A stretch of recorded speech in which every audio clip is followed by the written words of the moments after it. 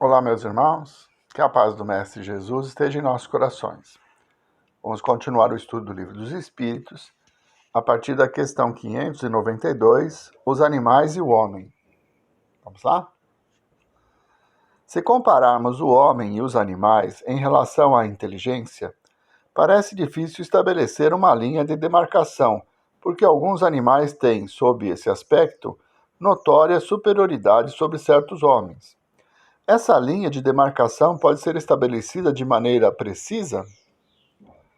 Quanto a esse ponto, os vossos filósofos não estão de acordo em quase nada.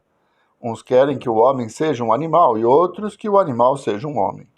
Todos estão errados. O homem é um ser à parte, que desce muito baixo algumas vezes ou que pode elevar-se muito alto. Pelo físico, o homem é como os animais, e bem menos dotado do que muitos deles. A natureza lhes deu tudo que o homem é obrigado a inventar com a sua inteligência, para a satisfação de suas necessidades. É certo que o corpo do homem se destrói, como o dos animais, mas o seu espírito tem um destino que só ele pode compreender, porque só ele é completamente livre. Pobres homens, que vos rebaixais mais do que os brutos, não sabeis distinguir-vos deles? Reconhecei o homem pela faculdade de pensar em Deus. Então, muito bem. Homem, animal. Qual a diferença básica? A diferença básica é o raciocínio, livre-arbítrio. Os animais, eles têm uma inteligência rudimentar, mas eles estão submissos aos instintos. Então você pode doutrinar um cão para que ele faça tudo aquilo que você estabelece. Mas é sempre por respostas. Ele não raciocina, ele é induzido a certas coisas por recompensas. E aí você acaba treinando o animal para que ele faça exatamente aquilo que você deseja. Ah, ele tem demonstrações de carinho, de raiva? Tem. Isso também é instinto de preservação. O homem não. O homem é racional.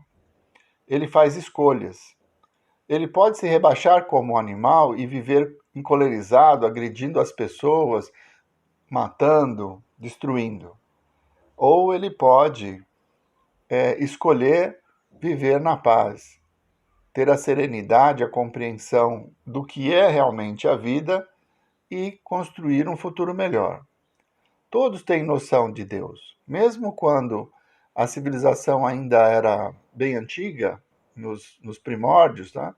Os indígenas e outras raças, né, que tiveram no passado, já tinham uma noção de Deus. Acreditavam num ser superior, num ser que comandava tudo. Né? Essa ideia de que existe um ser superior e que existe um futuro nos distingue. O animal não tem essa ideia. Ele vai viver hoje.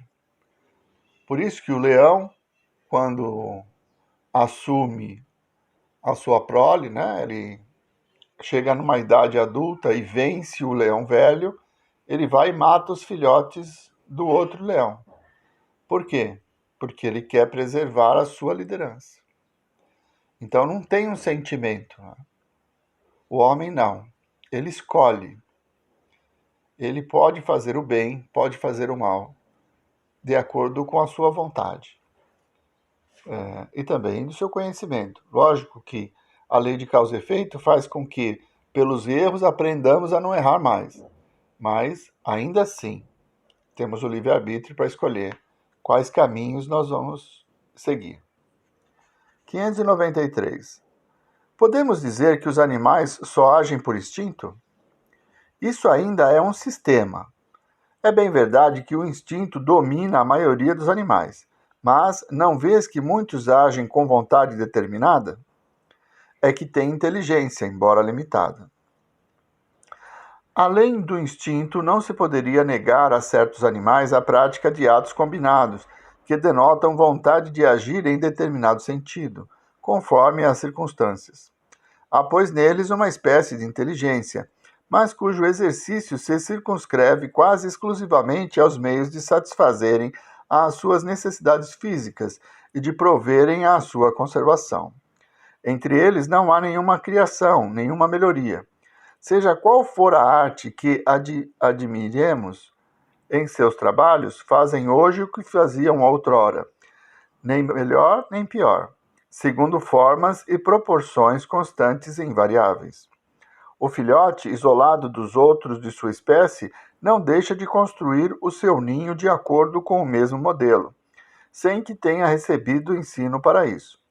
Se alguns são passíveis de certa educação, seu desenvolvimento intelectual, sempre fechado em estreitos limites, é devido à ação do homem sobre uma natureza maleável, pois não há nenhum progresso que lhe seja próprio. Mesmo esse progresso é efêmero e puramente individual, visto que, entregue a si mesmo, o animal não tarda a voltar aos limites traçados pela natureza. Então vamos lá. São inteligentes? É muito relativo dizer isso. Eles manifestam sentimentos, né? Principalmente os animais domesticados, eles manifestam sentimentos, porque retribuem aquilo que estão recebendo. Mas não muda. É aquela história. O castor vai construir uma barragem no rio para que ele possa se alimentar. O outro castor vai construir a barragem do mesmo jeito. Eles não têm uma criação, fazem aquilo por instinto, como se fosse um sistema pronto. Então, às vezes a gente admira a natureza pelos seus processos, mas decisão, transformação, só o homem.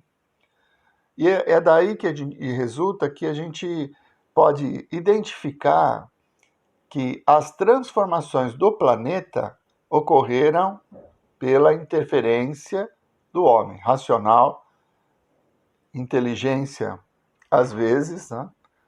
Porque a ganância leva à poluição, que leva à destruição e muitos efeitos. Mas é só o homem que interfere diretamente na natureza. Se tirássemos o homem da Terra, ela retornaria a grandes florestas num equilíbrio do ecossistema normal.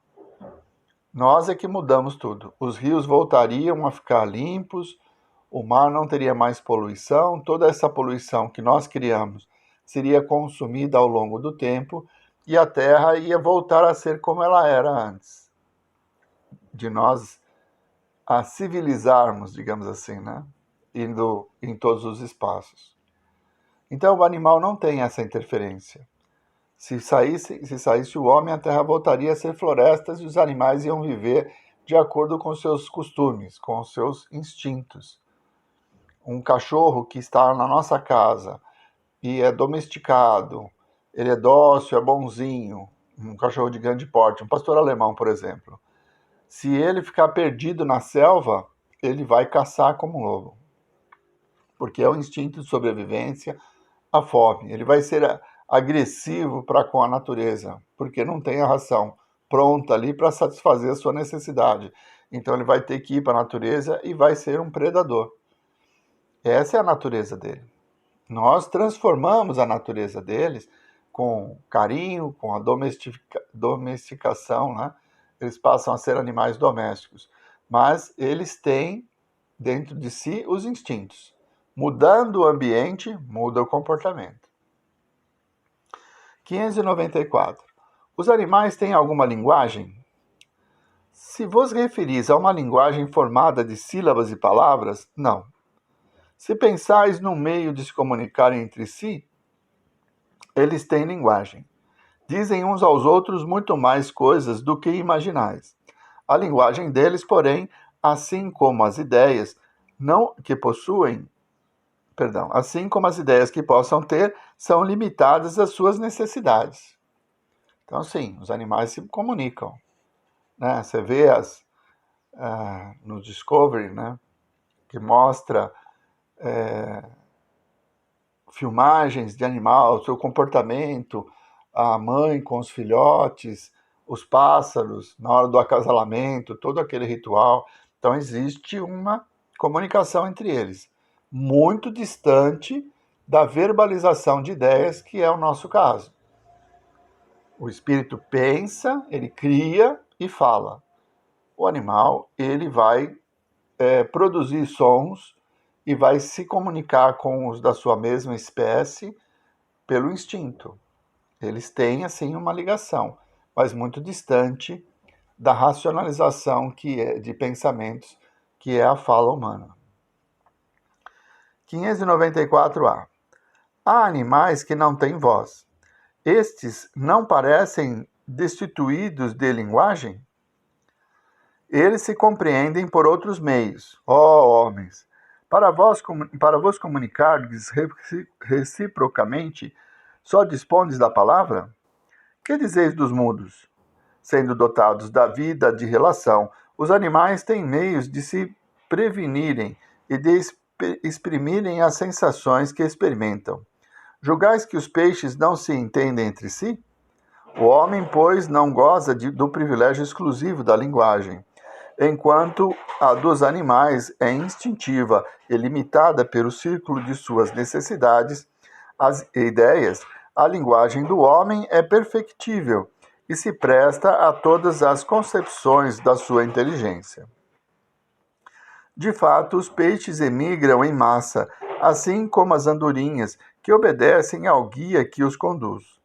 Devem ter meios de se comunicarem, de se entenderem e de entrarem em acordo. É possível que disponham de uma vista mais penetrante, que lhes permita distinguir os sinais que façam entre si. Pode ser também que a água seja um veículo que lhes transmita certas vibrações. Seja como for, é incontestável que dispõem de meios para se entenderem, assim como todos os animais que, embora privados de voz, fazem trabalhos em comum. Diante disso, devemos nos admirar de que os espíritos possam comunicar-se entre si sem o auxílio da palavra articulada? Então, tudo na natureza se encadeia. Existe uma convivência, uma evolução constante. Claro que os animais, como os peixes, né, que foi citado aqui, também têm as suas formas de se comunicarem, né? Isso é algo que está bem comprovado, né, pelo comportamento das raças, né, das espécies que vão agindo sempre da mesma forma. Então, existe sim, como foi dito aqui, essa forma de comunicação. E ele faz uma menção sobre admitir de que os espíritos possam comunicar-se entre si sem um auxílio da palavra articulada. Quer dizer, os espíritos se comunicam pelo pensamento e não pela palavra. Somente o aparelho vocal, né, que emite sons pelo ar, é que nos permite a comunicação materializada, vamos chamar assim.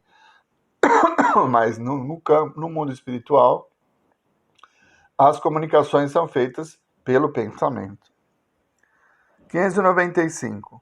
Os animais gozam do livre-arbítrio de seus atos? Os animais não são livres, simples máquinas, como supondes. Contudo, sua liberdade de ação é limitada às suas necessidades, não podendo ser comparada à do homem. Por serem muito inferiores ao homem, os animais não têm os mesmos deveres. A liberdade de que gozam é restrita aos atos da vida material. Então é bem assim. Eles têm livre-arbítrio, decidem o que eles querem, desde que esteja relacionado com Oxe, fugiu a palavra, meu Deus. Com os instintos, sim. Então ele tem um instinto da autodefesa. Então ele tem o livre-arbítrio para escolher a fuga ou o ataque. Ele tem um instinto para se alimentar. Enfim, ele vai escolher, mas de uma forma muito limitada, porque obedece ao instinto. Eu gosto de usar o processo reprodutivo. Quando a fêmea entra no cio, ela vai reproduzir. Ela não tem escolha. ela é levada à reprodução, porque é o período fértil dela e é assim que funciona. Não tem escolha. Ela vai escolher o macho que ela mais se afiniza, digamos assim, vai. E normalmente, pelo cantar do pássaro, pela força do macho, no caso dos felinos, né, os grandes felinos, mas ela vai acasalar. Porque é isso que os hormônios, o instinto faz com que ela tenha a necessidade de manter a raça, de manter a espécie. Então ela não tem escolha. Essa é a grande diferença, né? Quando nós temos raciocínio, nós podemos sufocar o instinto. Temos o instinto de agredir, mas nós sabemos que isso é errado e não vamos agredir. Então, é uma forma de ação diferente. Então, por isso que o homem é superior. Por causa dessa capacidade de escolha que ele tem de raciocinar e transformar a natureza ao seu redor. Vamos parando por aqui. Na semana que vem, continuamos no mesmo tema, com a questão 596. Vamos agradecer a Deus por mais essa oportunidade de estarmos reunidos, de estudar um pouco mais sobre as realidades do universo, do nosso mundo, e nos conhecendo um pouco melhor, que possamos usar essa liberdade, esse raciocínio, para transformar aquilo que se faz necessário, nos tornando pessoas mais felizes, mais serenas, mais amorosas. Muito obrigado, Mestre Jesus, por mais esta oportunidade. Muito obrigado, meus irmãos. Uma boa semana a todos.